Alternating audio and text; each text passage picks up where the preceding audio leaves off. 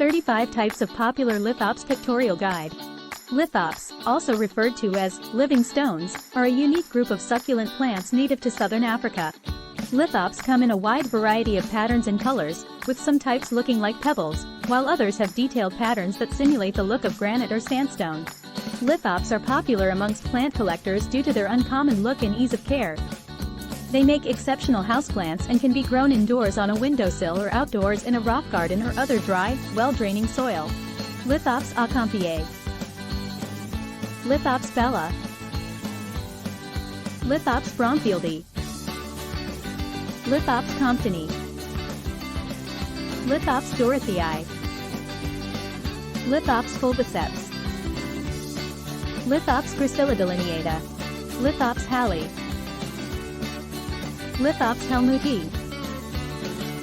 Lithops hoakeri. In conclusion, lithops are interesting and beautiful succulent plants that have actually developed to resemble stones in order to survive in their dry environment. With their special look and ease of care, they make a fantastic addition to any plant collection. Please visit asucculent.com for the complete list.